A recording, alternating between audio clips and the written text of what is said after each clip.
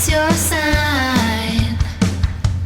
What's your sign, baby? What's your sign? What's your sign? Welcome to What's Your Sign? I'm Julia Loken. I'm Stevie Goldstein. And I'm the little adult of this podcast. Oh, hell yeah. What's the difference between a little adult and a big adult? Well, I've never really felt like an adult. So it's been tough for me. And I'm not like, learning adulting, balancing my checkbook stuff, but like I've just had, and I think maybe it's like this Libra into Scorpio season time. Of like yesterday, I've been having like some personal stuff happening, and then I have been having all these dreams about swimming, and I haven't had time to work out, but I also haven't really been motivated. And yesterday I was like, I'm gonna force myself to go, and of course, like pools are closed on Mondays. Like I forgot because I haven't been in a while, and you get there and you're like disappointed, but like there's no one to take it out on, so you do have to like grow up in a way. And I did end up going to a pool and just like got all of those like lessons again, like walking in and going like, whatever they say, like they might say you can't swim today, like you're just be nice to the person, like just don't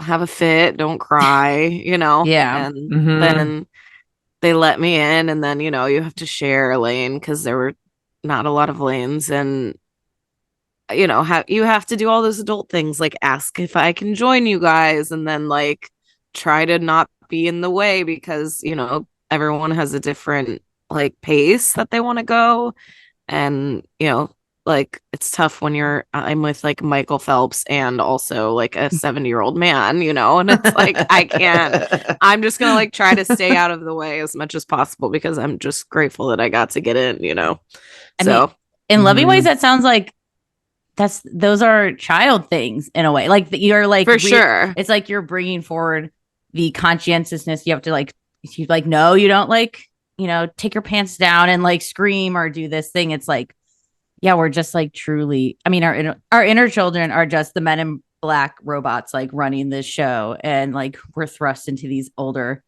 vessels, but still feeling those still innate things of frustration and baby things and all that. For sure. It was very like little, like I didn't feel like I had a lot of confidence or personality in any of these like moments, but also having to like do the adult thing and be like like not feeling yourself and not being able to go like in and be like, I know there's a lane waiting for me at this pool. Like, no, like please sir, can I swim at your pool?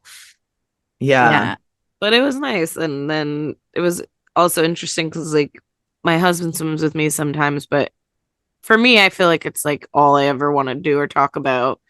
And then, he comes with me when he can to work out, or like we do diving together. And last night he like mentioned it too. Like he was like, I miss being in the water. I'm like, oh, me too. It's not just me. Yeah. Getting back into You're water making him a little season. water baby. He is a little water, That's true. He does have he all has that a lot Pisces. of like Pisces stuff. So I feel like it feeds him too. I feel like adult is a thing, and I don't know if this is just my first thought obviously goes to like this feels like a millennial thing of forgive me for trashing boomers again, but being like everyone keeps telling us that we're not real adults because we haven't met a lot of these milestones, and so it feels like adult is a thing that you have to kind of self decide when you are an adult. When do you feel like an adult and when do you not? But also we were encouraged to have these like very extended adolescent times too by these same people accusing us of not being adults. Whatever, that's for another episode perhaps. But I do think the Pluto generational episodes, our Pluto square, the eternal struggle.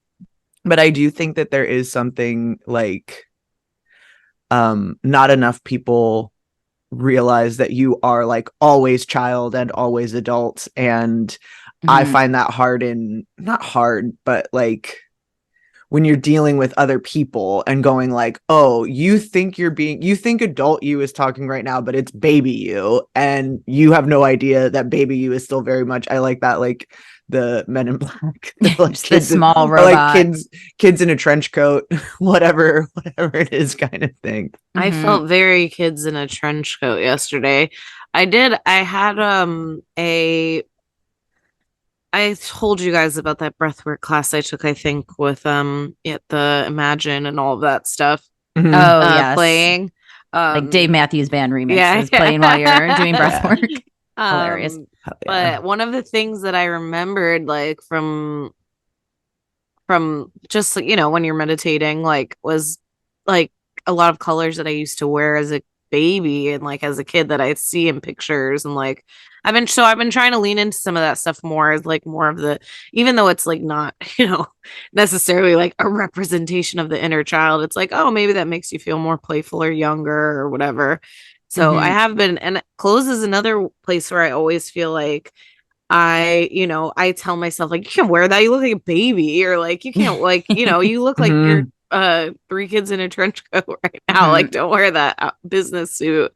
So it was like interesting. Someone guessed I was 22 recently and I was offended. I was more like, I don't want to look 22 like that. That's like no offense to the 22-year-olds, but as someone that's not that age, it's like, no. I hope I'm dressing better than a 22-year-old. And I hope I have, I don't know, that confidence essence that sadly does not exist in 22. I mean, I think there's a few special ones that can break through and good to you. You're the minority of there's confidence, but it's a different kind of confidence. It's like ignorance usually. Yes, it's like everyone wants me in here, and it's like you might be an acquired taste, and that's okay. You shouldn't. We all are meant for different spaces and whatnot. But quoting again, coming back from Japan, I think because everyone dressed so adult, and maybe it was being on the Pluto line as well. Yeah. Me and Pablo definitely were like, we need to dress better. We like both went, we're ready to dress better. We're ready to dress like we're in our mid-30s. We're ready to even just trying different cuts of like, he's now wearing these like looser, almost dare I say doo-wop pants that are looking really good. And yeah, I think especially because I don't know, maybe it is our documentation of ourselves. And I think rebranding has come up so much in this like Saturn Pisces, like we've collected so much information and time and styles and energy. And sometimes it does take, in a very Scorpio, Marsy, Pluto way of like, nope, I'm cutting that off. Now I'm doing my hair like this. Now I'm going to wear this style.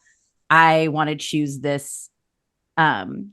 It's just this whole like new wave. And I think Scorpio can like make those really hard cut lines of like when they want to like switch a vibe over to, especially since it's water still, and like things that are almost a little bit indescribable, but you can still make hard and fast decisions about the indescribable things. Absolutely. So I like Scorpios. I like Scorpio season as a rebrand. Not necessarily like in a commercial way, but in a that feels appropriate for what's coming up. Well, maybe like it's also exacting. Like I feel like this part of the zodiac, it's going more together, and then like Scorpio and Sag, it's like very pointed, and then Capricorn, I feel like it is, but it starts to broaden out to like how people see it, kind of thing, and then Aquarius broadens it back out, and Pisces out to like as far as you can go. I think the nostalgic energy of fall, I feel like it's when people start listening to all the indie bands they were listening to in high school, and there is something about the things you want to keep from the past, and then also new things you want to introduce to your future. That's like style, right? It is bringing back things that have always existed, but then also remembering to integrate some of the new stuff that's happening as well. Well, and obviously we're speaking from a very Western hemisphere centered. Yes, of course. Sorry, Australia.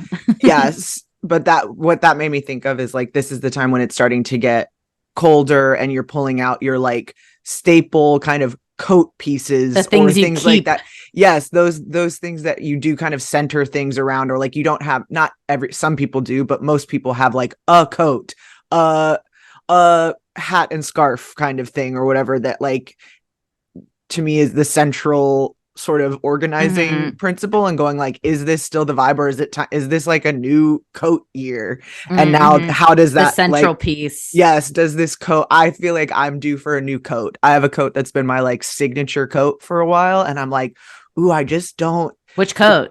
It's just like my like camel coat. Okay, I knew. I was like, again, it's the camel like classic trench. It's the camel trench, and it's a classic thing that I was like, oh, this is gonna look good forever. And I'm like, ooh, actually this is like kind of not. It's looking a little out of place. Maybe it's just that it needs like, maybe I've had it longer than I think. I feel like I have Scorpio in the second house, and I think that sometimes I feel like I've talked about this here before, where I will go like, oh, I just got this, and then I go like, no babe, you got this 8 years ago. Like, just is in your mind. It's just because we don't wear it every day.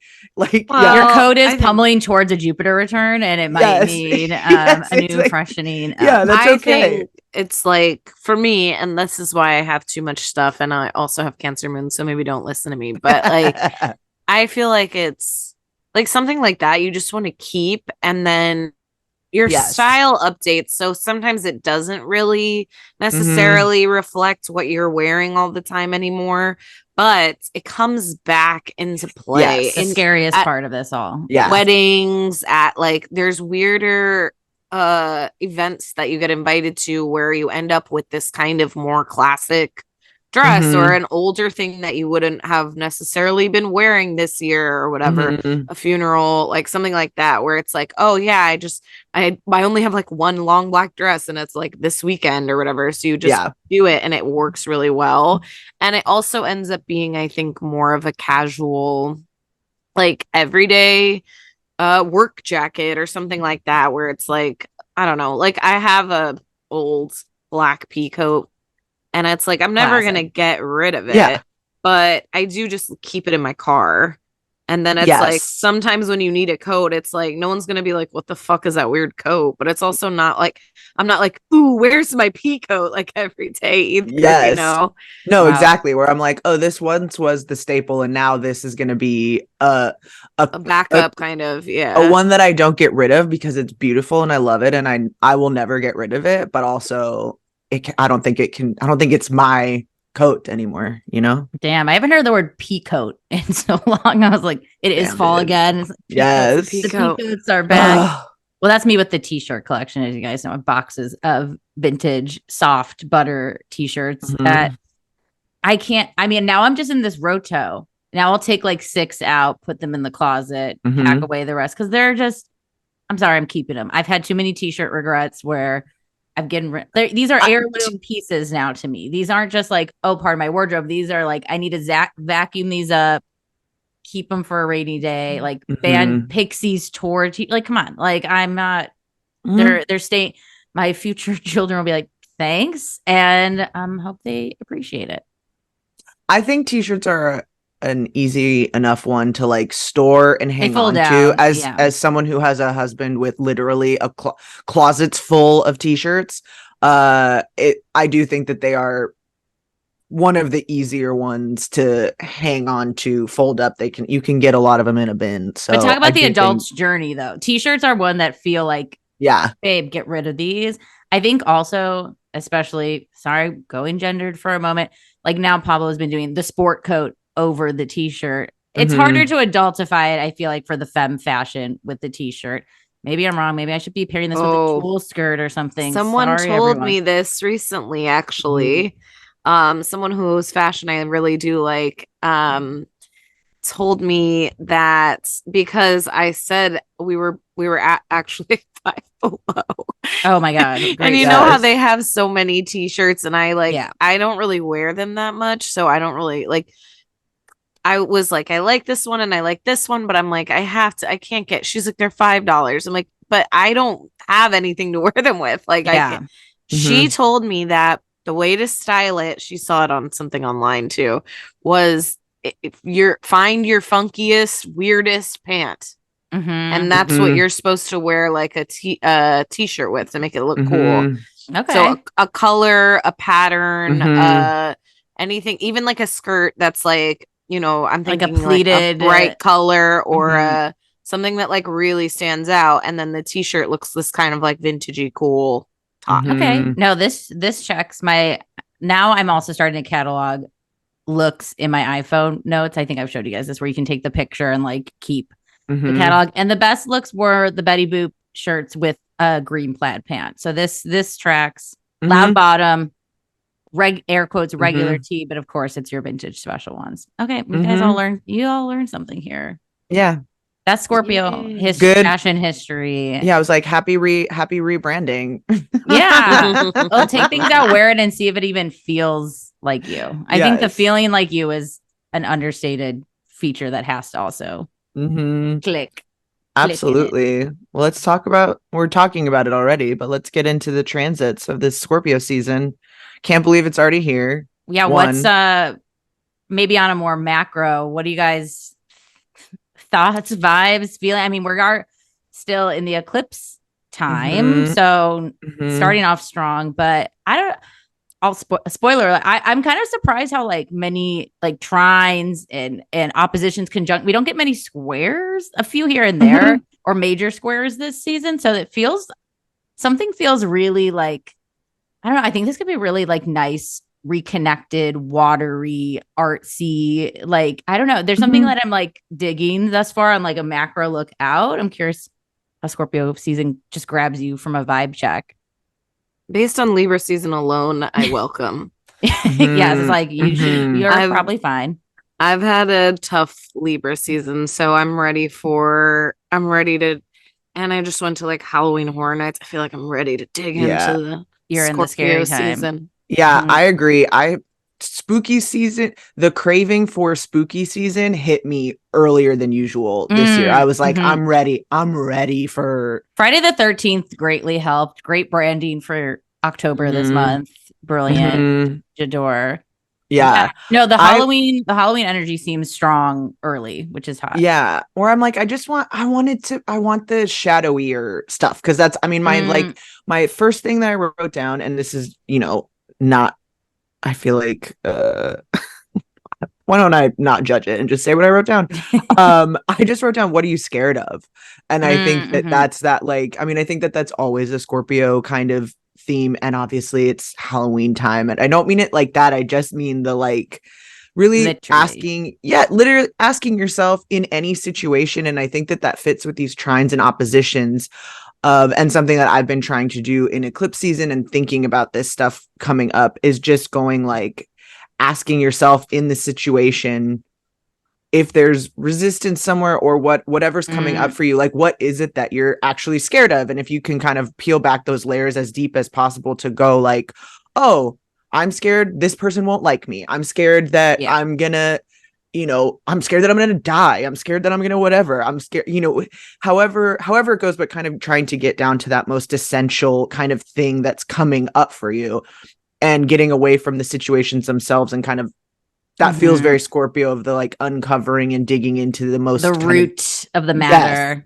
Yes. And I think that fits with all of these oppositions and trines and things of it being like, well, it seems to me most kind of like flowing situations come when you can be aware of what it is that you like actually want or actually are motivated by, speaking of this kind of adulting sort of conversation too, or when you are able to say to someone in an oppositional way, like, I don't want to tell you this thing because I'm scared of X, Y, and Z, or this, I didn't tell you this because blah, blah, blah, or you understand. Which usually comes back to trying to protect yourself from other people's things out of your control sometimes, or also that it might not be as bad as the imagination is a cruel place sometimes. 100%. And I think I like, she has not come up on this podcast a while, but I really like this Brene Brown phrase where you go, I was missing her. The story I'm telling myself is blah, blah, blah, blah, blah. And it's like that's not saying what's actually happening. That's saying, here's what's going on in my mind. Can you help me? Here's what that's bringing up for me.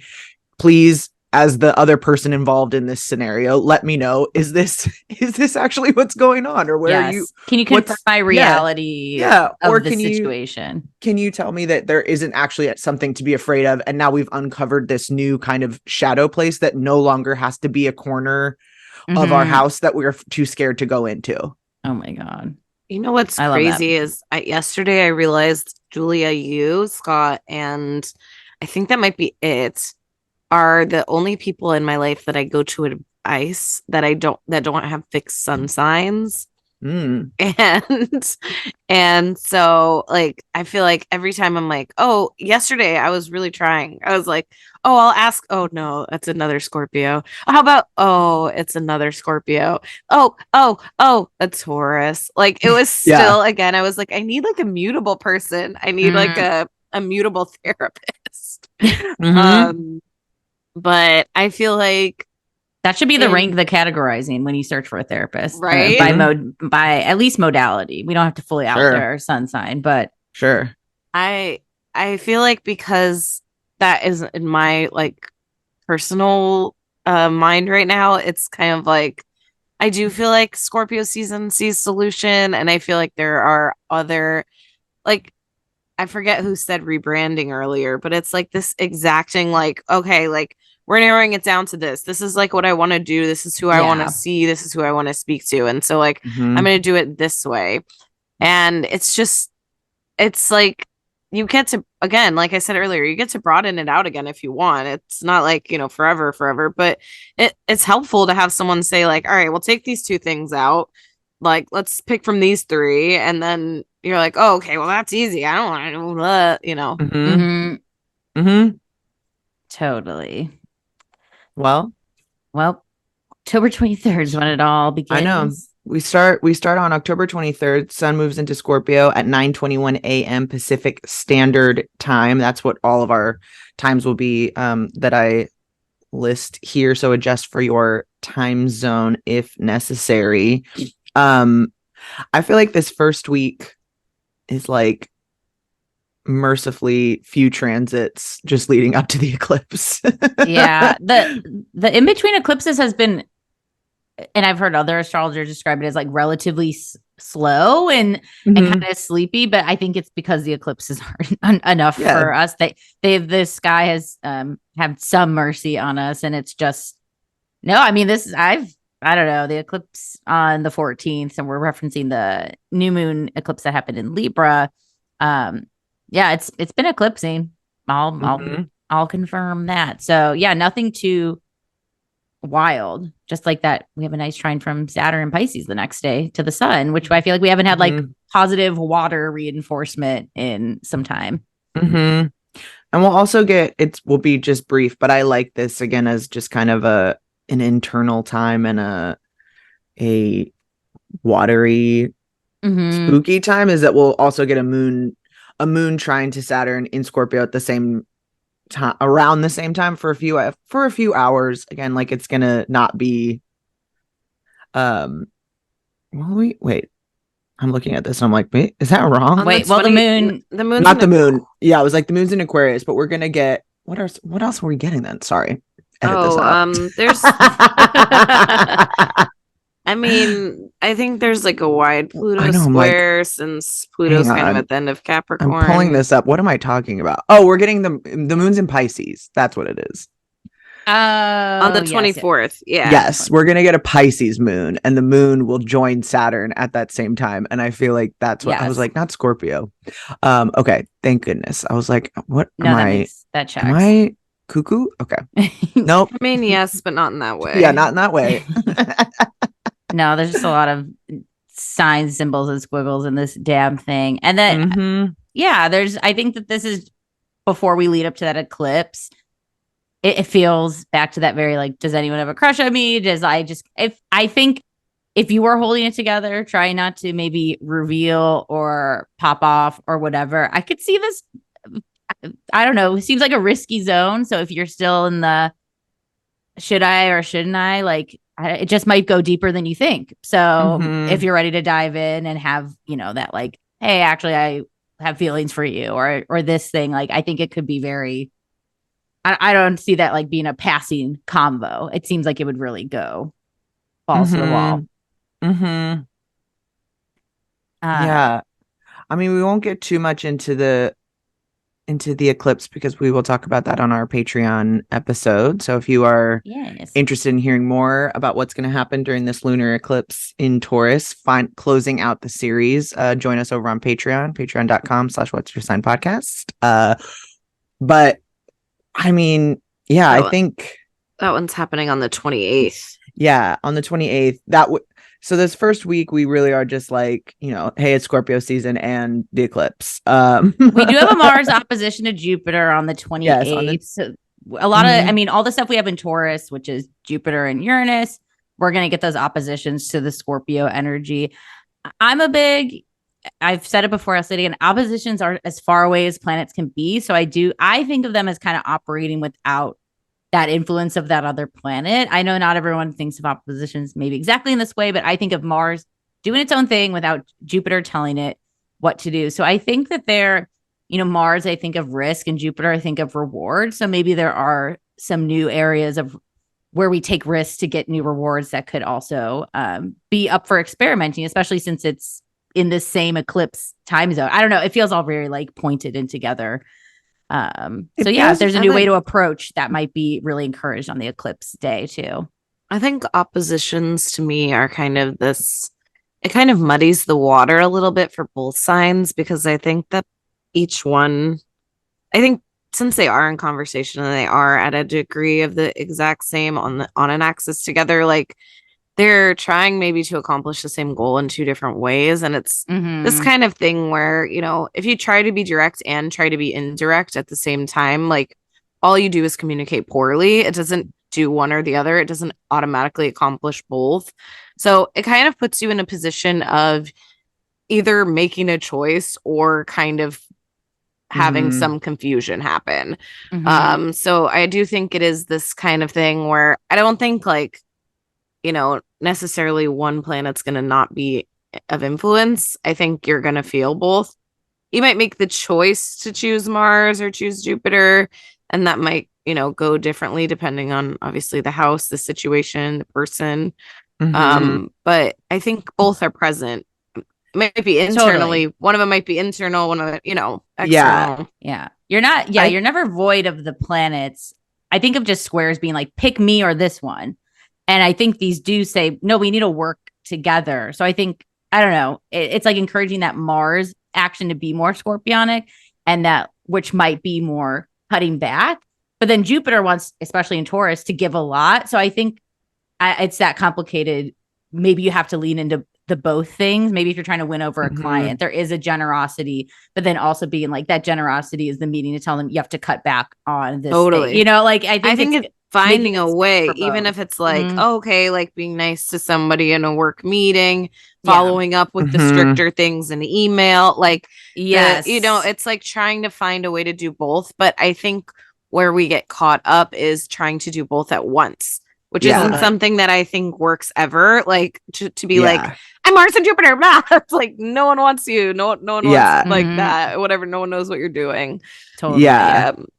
No, I like that in thinking of how this like motion goes from Mars opposing Jupiter, then Mercury opposing Jupiter, and then the next day on the 29th, we get Mercury and Mars together. I like that idea of it being like, a very Scorpio idea of kind of like not showing all of your cards at once, of like letting them kind of like letting the gameplay happen, not rushing it and going like, okay, you might see the move at the beginning and know what the thing is, but it's not fun to just like checkmate the first move. Like that's not, we want to see this game go back and forth a little bit more. And I think that kind of delivering that clear, again, like you said, I think in like the work example of like, I don't know, let someone kind of negotiate back with you a little bit, or bring their thing and then go like, what your number is and be ready to give that number at the end. But like, I don't know. Maybe this will be the SAG.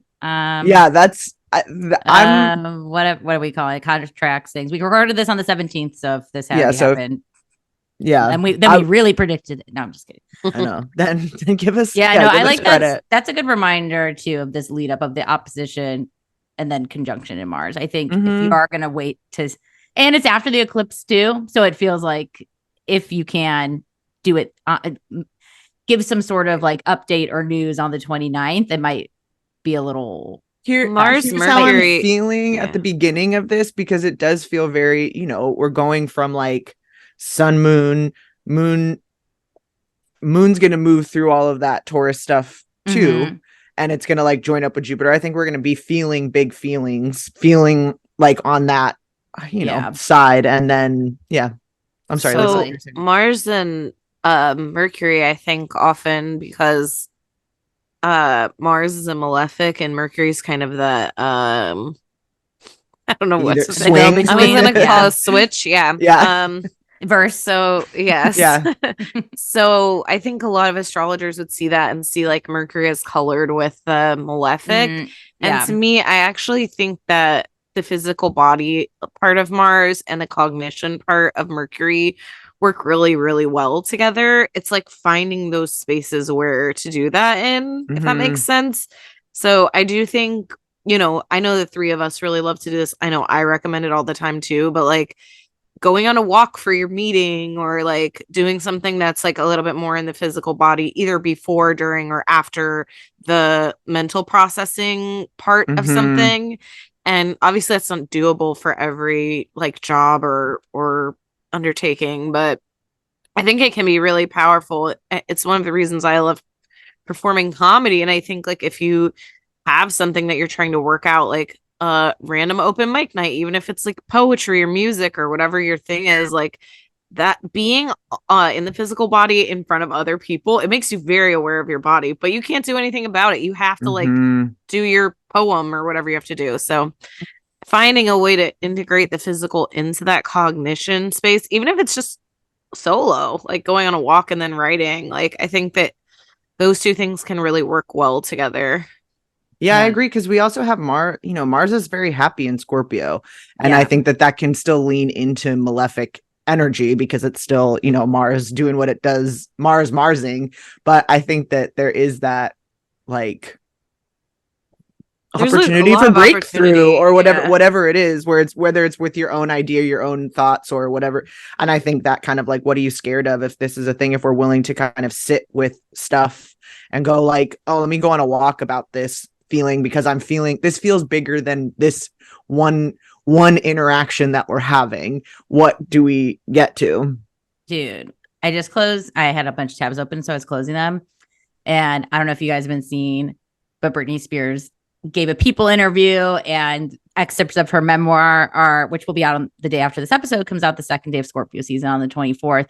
But I just closed the tab, and dude, she had an abortion with Justin Timberlake in 2000 because he did not want to be a dad. Oh my, like, anyway, sorry. That feels just that. All the things I like went and closed. I was like, fuck, I have a million tabs open. I went to close. I was like, okay, Scorpio season's already very off juicy. To the races. And also setting the record straight, I think, comes back to the Mars Mercury thing. Like, you guys thought all this shit about me, blah, blah, blah. And like, here's my truth. Here's the truth. And wow. Well, so Brett, can't wait to read. Ready for the book club. Let's read the memoir. I'm ready to go. Hilarious too, because I've been seeing obviously on TikTok all of the millennial algorithm like NSYNC reunion stuff. My God. Yeah, they're like cranking it. Yeah.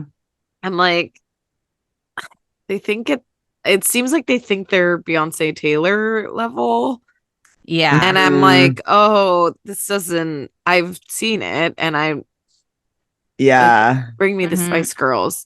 Like, I don't know. Well, it doesn't do it for me. I'm sure people are excited. I'm sure people will go and people are excited, but it just doesn't hit in the same way, at least for me. And the same too, like, I mean, this also, Madonna just started her stadium tour, and people are like, it's kind of biting all the girlies we saw this past summer. So like, the astrology's real.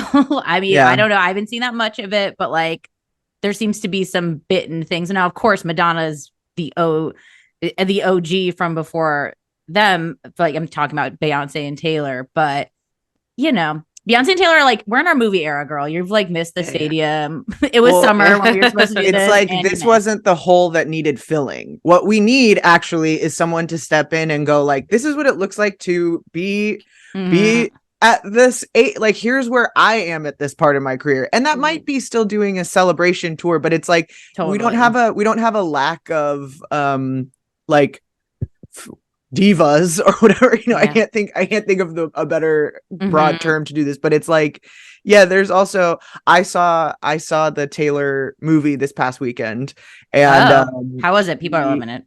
It's really fun. I thought it was really cool, and I'm very excited for the Beyonce one as well, because I think it does really give you a sense of being at the show. The sound was incredible. Can't wait. Way that they did it too, like it just really, and I mean, I was also loving little kids dancing and recording themselves in the screens with their friends and stuff, which normally I would hate in a movie, but in this one I'm like, go off, queens. We're at the concert at the movie. Well, Madonna also, I forgot about this, missed opportunity because she had a whole biopic lined up with Julia Garner, supposed to play her, who I love Julia Garner. She looks like Madonna. I felt like she could have lined that up with this concert tour era and then maybe gone out 2024, and we would have been like reminded, refreshed, pumped, because Madonna is of a different era where Beyonce and Taylor are very much still the contemporaries of music. Anyways. Well, this is like the marketing people pushing, like, the time is now to do this. You have to do this now, or whatever. And Madonna wanted to direct was the main holdup, and like someone should have, this is what happens when it's like. But this is also what's happened, not to make this a Madonna podcast, but this is a Madonna problem historically of her. It's a Leo problem. I'm like, this is her getting in her own way, so to speak. And it's a Kim Cattrall problem, which is a Leo problem. It's Hey, we can talk about where Leos stop themselves because, it's the checks and balances. And that's why Virgos, and this is Virgo and Sagittarius, the mutable girlies, are getting their bag right now. And Madonna still will. What am I fucking of course about? But anyway. Of course she will. And go to the concert, and I hope it's great. I hope it'll be great. Have a great time and all of it. But it's just in terms of the culture of the moment, it feels a little missed. And I think there's some astrology to explain that as well. Absolutely. On the 31st of October, we have a Venus trine to Uranus, Venus in Virgo at 21 degrees and 36 minutes, trine Uranus in Taurus at 21 degrees, 36 minutes. I like this too, because we're out of this. I mean, Leo, speaking of Leo Venus has been, the talk of the town for a while. And we had that square, Venus Uranus square. And I think getting some, flowing Venusian Uranian energy is a nice change of pace, especially within this conversation of kind of transformation and rebrand and all of that kind of stuff. This feels like a time when you're able to kind of figure something out in that respect, or in a maybe better, bigger, more like socially conscious way of, strike resolutions of, people coming to getting the coin, getting what you deserve. Yeah, it's nice for Halloween. It's like encourages the weird, except it's in Earth, so it's not that weird. Like it's like it's a mellow weird. Yeah. The never mind. My thing has the wrong info, but the Mercury and Mars are still kind of close together, just 2 degrees apart by that day as well. So that influence is going to be kind of lingering. So of course, if you didn't get your workout and cognitive energy out 3 days ago, here's kind of your last chance to do it. On the 2nd of November, we get a sun opposition to Jupiter at 10 degrees of Scorpio and Taurus, respectively. Again, kind of reiterating this same eclipse energy. I feel like it really like sets the tone for what are like the tenor of these oppositions are. Sorry, that was a very strong T.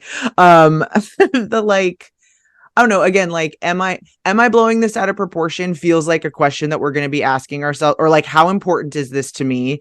If it feels important, let's dig a step. If it's important enough for you to like make a thing of it, let's take a step back, maybe dig deeper and see what else is happening. Where is this coming from? Whatever, because I think that allows us to make, again, a very Scorpio kind of concept, and I would be like strategy and precision. I think exacting is another word that Lisa used that is a appropriate one. And it's like, you're not trying to like we're not just swinging our arms at anything. We're trying to make decisive moves, and that comes from going, ooh, okay, this is bringing up big stuff. How do I handle?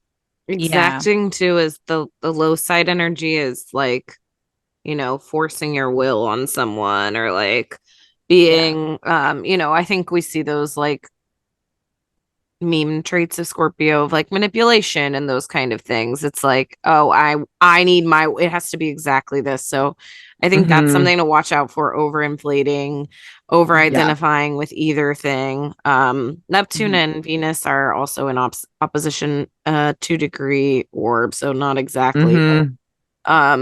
Just remembering your values and those things, because I think it is, again, like those two things in conversation. One of them wants to be really solid. Venus wants to like know what it is, and Neptune wants to like obscure and not. So I think in going through those things, let's be mindful if we're like dissociating on purpose because we don't want to think about where this leads, or how what does it mean that this person treats me this way. It's like, well, like actually sometimes we do have to look at that. And also sometimes only thinking about what it means like doesn't help you develop a friendship. Like it doesn't help you share of yourself or listen or just be together or whatever the thing is. So having both of those things in the background. It's never ending. And I think that I'm glad that you brought this up. It is exact on the November 3rd at 25 degrees, Venus opposite Neptune. And this is another kind of like thematic transit that we have felt, or the energies definitely that we've been feeling since Neptune moves so slowly. And then followed by that on the 4th, we get Saturn stationing direct. And I feel like this Venus Neptune opposition to me is that like, well, when you start like asserting boundaries in a new way, or I'm going to come back to this one because it feels like the most cohesive like example to use. When you start wearing a new outfit or whatever, a new style, you've done a rebrand. Like you see something and you go like, oh, but I like that. Maybe I like this thing. Maybe I don't want to be this person or whatever, but you kind of have to stick to the choice that you made and then navigate those feelings that come from that. So I think, like you said, Lisa, of like it could be an endless cycle of what ifs, or did I do this, or whatever. You can do that, but is that where you want to use your energy instead? Do we want to like, I don't know, build something fresh? And I think that Saturn stationing direct at 0 degrees Pisces on the 4th is that like, okay, here's our like new foundation kind of thing. It's not new, it's old because Saturn has been retrograding back over these, but now it's like, okay, we're going forward again, and how do we want to redo this a little bit better? Robert Hand's Planets in Transit said about, I think it applies to all of it, but with the sun opposite Jupiter, just be wearing self-righteousness too. I think the opposition of Venus and Neptune, there feels like a beware the like get rich quick scheme, or like the MLM or like snake oil. I just have like a little discernment, and I think Saturn going direct following that is like, what do you mean I can get this sale thing quickly? Like, what are the cases? Show me the receipts. Like, let's actually have like a more Saturn look at maybe what's been spewing out these days before. That same day we have a Mercury opposite Uranus, the day that Saturn stations direct on the 4th. Why did I write that? 21 degrees, 26 minutes of Scorpio and Taurus, respectively.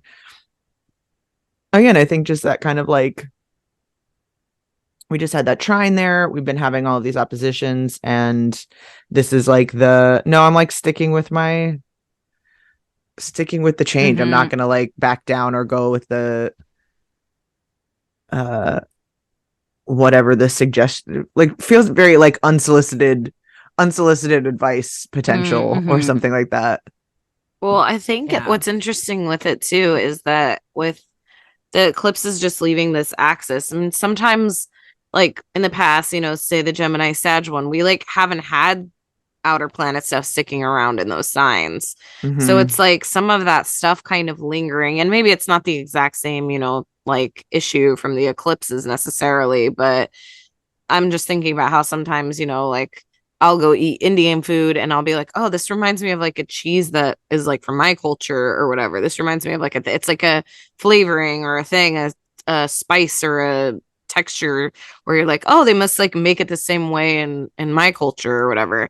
And then it's like just that kind of like, it is a new experience. It is something different, but like finding yourself or finding those themes that you've just explored for 2 years in those things and kind of being like, oh yeah, because we still have like, almost a whole year, no, half of a year of Jupiter and Taurus and like more Uranus stuff coming too. So it's like we're not like done with those projects yet. So to speak. Yeah, I like that too as a reminder to also like, it's funny because I just said unsolicited advice, but I think it is also a little bit to like get out of yourself some maybe too, and to maybe see the other side of the perspective, not to let it change you, but to let it open up your like, I don't know, to be able to find connection in other things as well. Yeah, I think like Mercury and Uranus to me feel like a change or new approach of information too. So if it feels like you've been yelling at a wall, maybe stop yelling at that wall. Like maybe the wall, maybe it's just a distraction for you. I don't know. I think Scorpio and Taurus are really good at getting back to what we talked about earlier, is like these root things. And it's like, why are you yelling at the wall, babe? Is it easier because you want to yell at this person or that person or, whatever it might be. So I think all these like Mercury opposition-y things definitely ask for some new style of processing or communicating, which might not even be doing any. Sometimes Mercury's decisive. So it could also be just like, I'm going to wait, until it's the right time. This also feels like a very like listening transit of it's like hearing this out instead of, and I think that's a very like Scorpio Mercury, absorbing the information, taking it in, not necessarily disclosing, and not in a nefarious way, but just in a like, well, what is the other side saying? Not both sides, not both sides have something valid or whatever, but it is like, okay, well, it would, again, strategically, it would behoove you to know what the other side has or whatever. Totally. On the 6th of November, we get a Venus trine to Pluto at 28 degrees of Virgo and Capricorn, respectively. That same day, we get a Mercury trine to Neptune, which I think is like, I don't know. It seems intense for both of them, but also I like it. Yeah, there's something like, it feels inherently, even though I know Pluto's at play, like positive, like this earthy Virgo, which will have a change of that in the very shortly in coming days. But it feels like this last kiss to Virgo Venus that maybe Virgo needed. Yeah. Before Venus comes home to it was like, because Libra. it is kind of like a farewell something as we get to Venus moving into Libra on the 8th of November, which I think is another I got excited seeing that, thinking about everything that's going on, if that's like something that I think having Mars in Scorpio and Venus in Libra, having these kind of domiciled planets, again, can be full force, but also seems, I don't know, nice. Yeah, they're nice. They're good there. I think it's like I think too, like the state of the financial world has been a 2023 topic, and so maybe for a lot of folks, this is where we're getting some recalibration of how we want to wrap out the end of the year and also enter into next year too. It feels like it's the time to like take stock of what's coming in and what's going out, which is very Libran. I think sometimes we take for granted stuff in its domicile too, because I think we not like us as astrologers, but people like when things are going well, you're not like, oh yeah, I'm really confident in my identity today, or like, like that Mhm. just doesn't happen. You're like, oh, I'm having a problem with my big toe or whatever.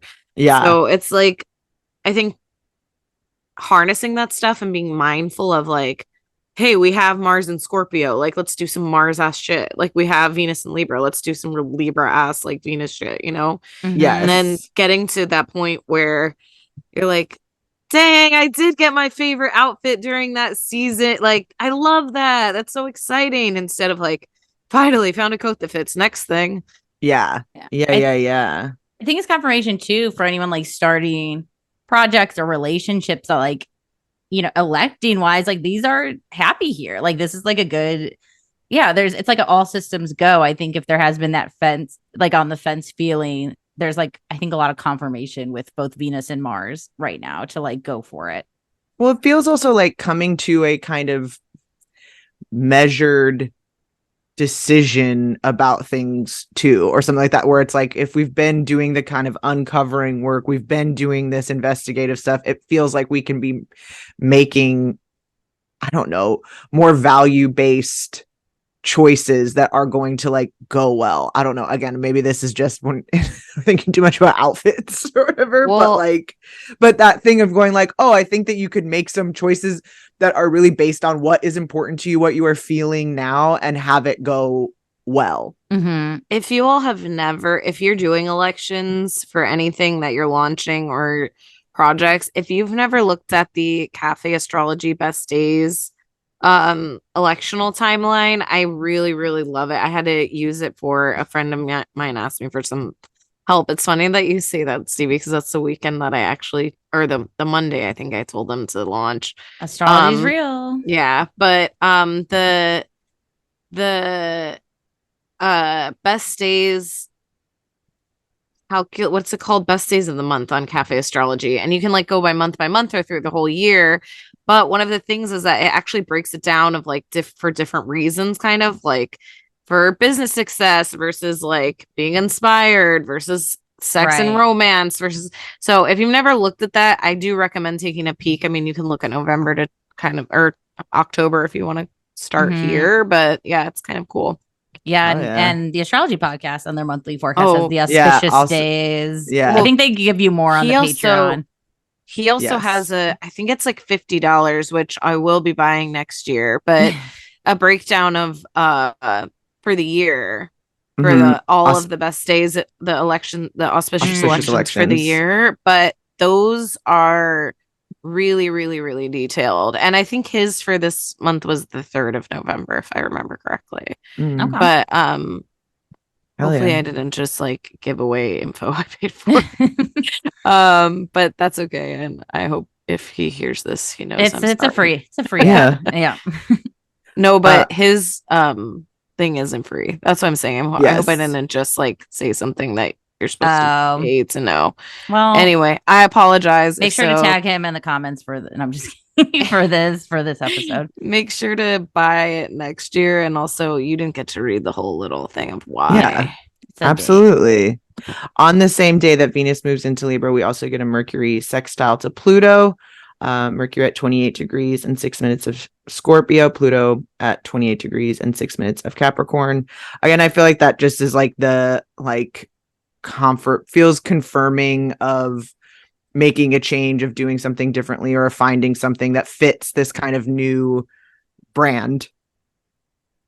Yeah, and it also feels like it feels like an exit as well, because we have ingress the next day. The next day on the November 9th, we get Mercury moving into Sagittarius, which to me, I like to coming on the heels of this like Libra, where it's like, oh, well, if I got this to kind of like work, what else can I do? How can I think? How can I blow this out bigger? How can I, whatever, the strategy worked. Where else might this work in my life? How can I expand this to make this now like a philosophy as opposed to a one-time, action oriented thing?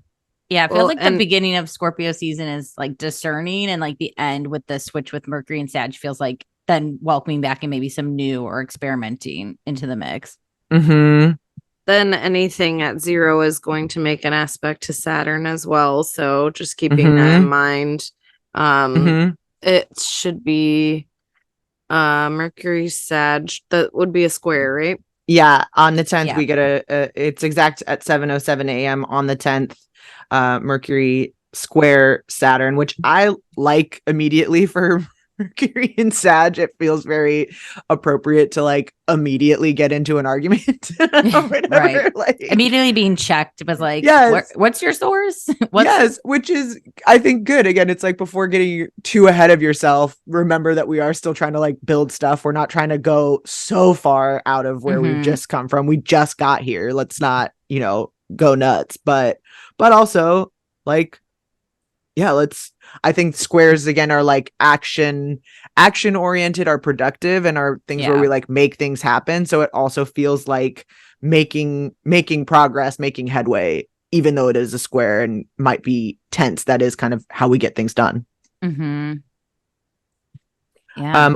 On the 11th, we have a Mars opposite Uranus at that same degree, just about. Mars at 21 degrees and 8 minutes of Scorpio, opposite Uranus at 21 degrees and 8 minutes of Taurus. Again, right after, I feel it's like right after you make a kind of decision, right after we establish a boundary, there comes this other side, or there comes this idea of like, do I want to change course? Do I want to mix it up? And you absolutely can, or you hear out what the other side kind of has to say. What's the alternative? And then we proceed from there and see what happens. Feels very slow down.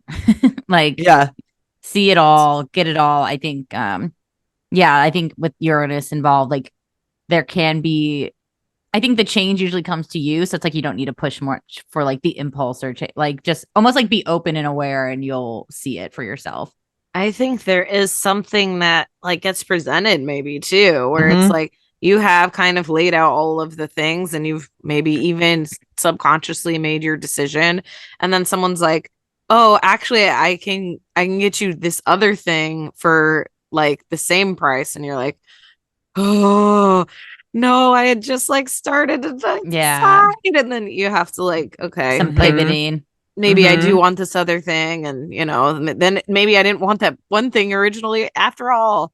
But again, I think we have that like in the background, that Venus in Libra, hopefully helping us to like center balance and our values and all of that too. But yeah, on the 13th of November, we get a new moon in Scorpio, which of course we will again discuss in depth in our Patreon episode. Join us over there for new moon and full moon bonus episodes every month and much more.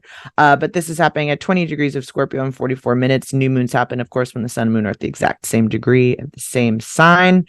And that same day, we get a sun opposite Uranus in that same 21 degree. So again, I think that is like, how we have that new information.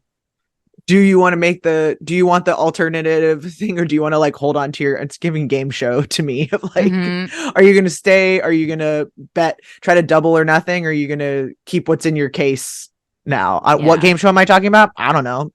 All 17 of them, like a Rat King game show. I'm deep into Celebrity Family Feud, and Steve Harvey's an icon. Yeah, absolutely. And first lunation post eclipses, so kind of a big deal. This is where we do welcome back in maybe a little more pointed manifesting wishes, spells, etc. I mean, some people go wild and do it during the eclipses. It's usually told like maybe skip. So I think too, now that we've made it through the eclipses, and it might even just be, especially with opposition to Uranus, like, oh my God, I was trying to manifest all that shit I didn't even care about now. Like, I like whole new person alert. So maybe also where we want to get more specific, maybe a little more quality than quantity of wishes. Have you seen, I think it's Big Daddy. Oh, yeah. Where she's like, we wasted the good surprise on him. Oh, yes. That's very like, I accidentally manifested during the eclipse with my favorite, like, favorite spiritual object, or my favorite, like, candle or whatever ritualized insert here. So funny. Yes. On the 15th of November, we get a Mercury sextile to Venus at 7 degrees. Mercury at 7 degrees and 53 minutes of Sagittarius, sextile Venus at 7 degrees and 53 minutes of Libra. Yeah, again, feels nice. Maybe that's it's a Wednesday that it's like good that it feels just all communication feels like do it, thumbs up. It feels to me, and this is Libra season talking, it feels like a self-esteem boosting compliment that can like take you there. You know, sextiles, I think, are harmonious. You're not going to feel it if you're not like looking for it necessarily, if you're not like going for it. So if you do have something that day, I think that, like you said, it is a good day to plan a communication. I think that's like, or a meeting or a conversation or a hangout or something like that. That feels like a nice date day. Totally. I mean, depending on your sign. But I like that energy, but it also feels like just like having a nice interaction with someone to kind of maybe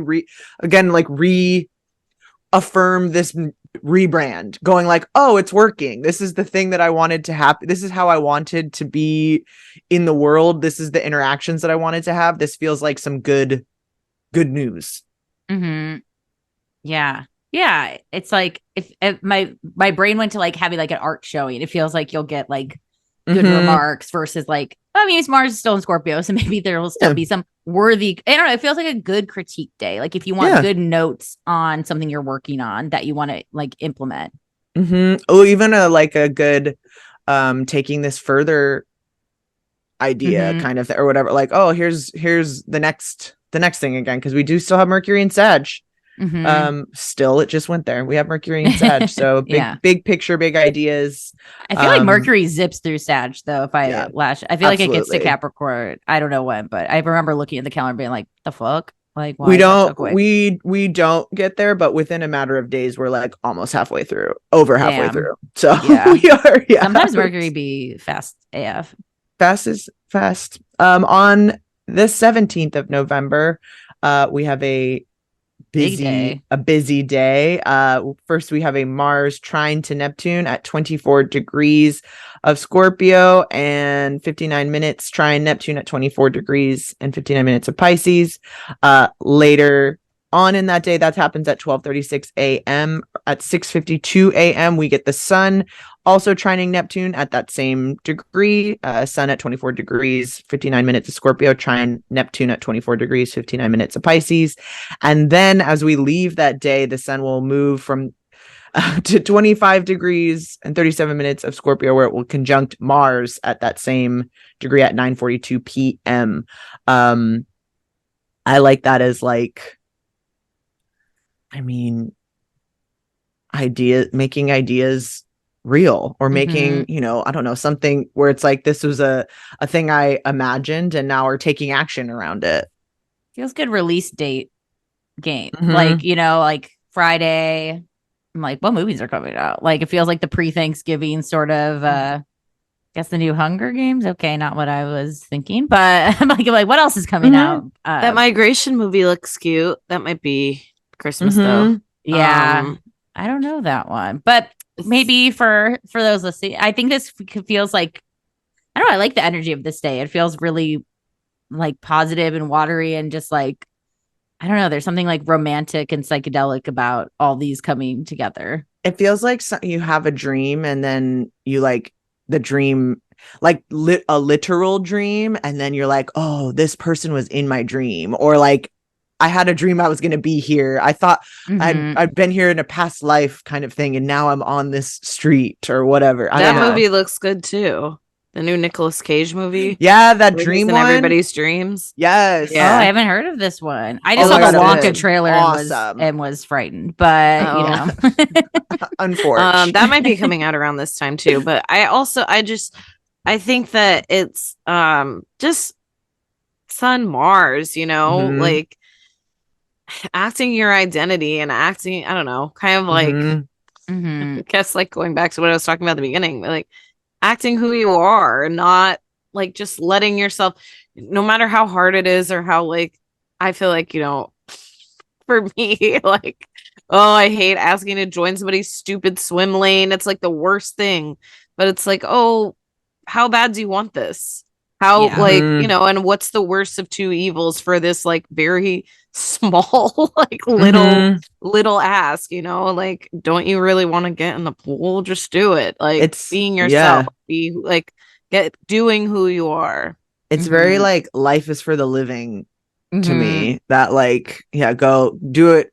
Whatever you're gonna do it with vigor and gusto, and watch for over identification, ego kind of stuff too coming in. I think that that's definitely a possibility.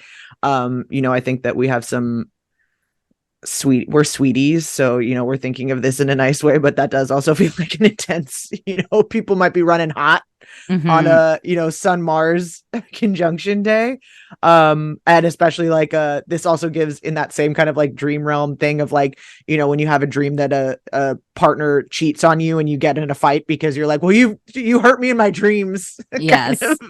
kind of thing. So like watch for that, but I like this day. Yeah, I do too. It's cool. November 20th, we get this again kind of signature sign off. Sun at 28 degrees and 17 minutes of Scorpio will sextile Pluto at 28 degrees and 17 minutes of Capricorn at 1:26 p.m. The same day, we're going to get a Mercury trine to Chiron. Mercury at 16 degrees of Sagittarius. Again, hear how fast that moved. We're already halfway through in 10 days. Mercury at 16 degrees and 2 minutes of Sagittarius trine Chiron at 16 degrees and 2 minutes of Aries at 7:08 p.m.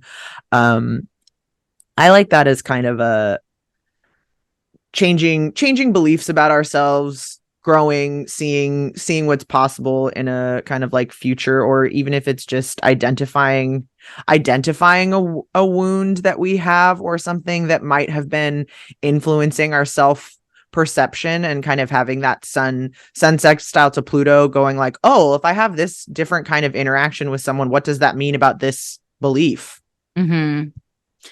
Yeah, there's like, I think that just feels like a nice encouragement to like, I mean, it's never as easy as this, right? And like therapy, but it's like an old story might feel old at this point, and maybe not really our much defining factor of like who we are as well.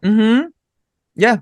This isn't a thing that actually holds me back the way that I thought it did. It's crazy when things actually stop bothering you. It's like, wait, that was part of my thing that I like talked about and relied on, and it was part of my identity. And I think Chiron does ask us to like release some of those pains as our personality. Absolutely. And right after that, oh, go ahead. How powerful it is to just say, once you say, I don't really like that coat or whatever on me, I don't really like it anymore. How powerful that is into releasing, like Marie Kondo type of cleaning, like, oh, this doesn't spark joy, like how much that could be to clearing in not coats and internal stuff in both, all of them.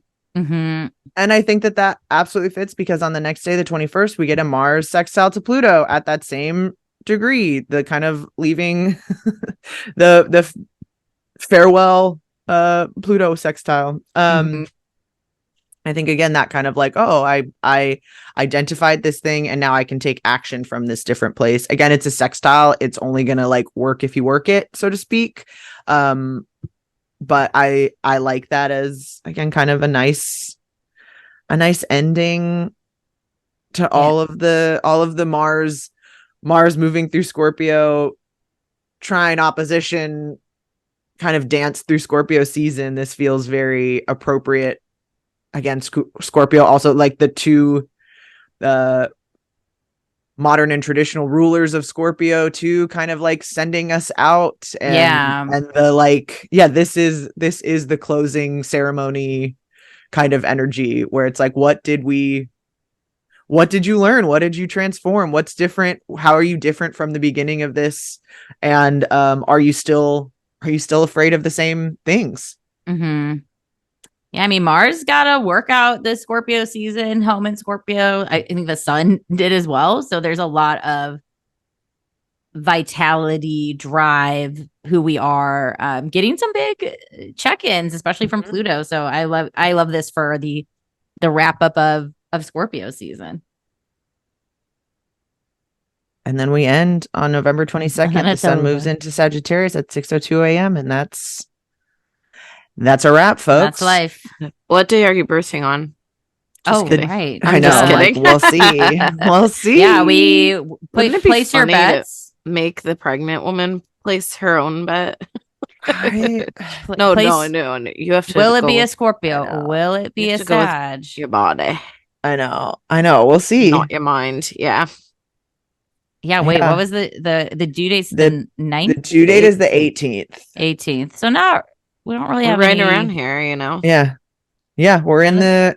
None of the major aspects on that day in particular, but I like that. The 18th, I don't like the Moon Pluto conjunction on the 18th. That's the thing. And it's brief. I looked at it. Don't you have that? Oh no, I have a Mercury Pluto. So I'm like, Mercury Pluto. Oh, Venus Uranus, yeah. It's not unfamiliar. Damn, that the whole zone that week is that like Mars, Sun. But yeah, it could be the week before. It could be 2 weeks. Dude, it could be like today. Yeah. No, I'm just kidding.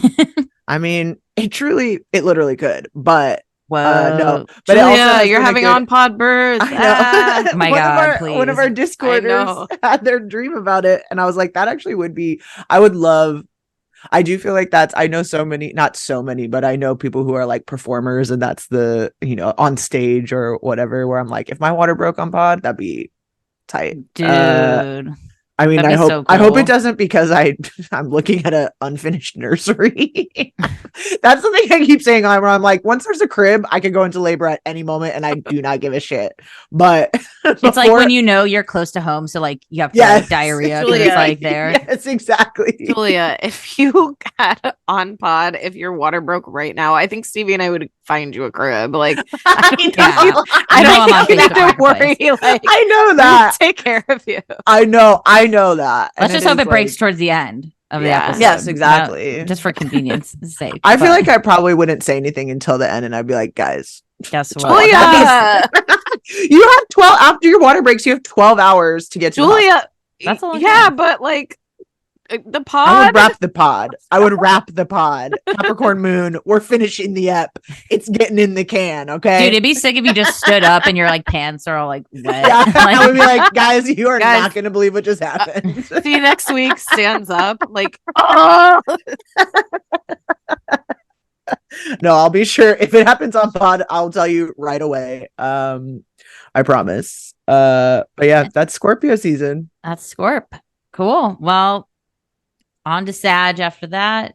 I know. Blink of an eye. And yeah, and then there'll be a new member of the crew sometime in this time period. We'll see. When's it gonna be? ... But I'm into the Scorpio season. It feels like so necessary after Libra, and I'm digging it. Yeah. Go with the flow in the watery sense. Yeah, it's still water. It's fixed, but it is that like, yeah. Mm-hmm. I feel like we don't say that enough for Scorpio stuff, but it's true. Well, thank you. Happy, scary, spooky season. Yes. We love you. Thank you for listening, and we'll see you next week. Bye. Bye.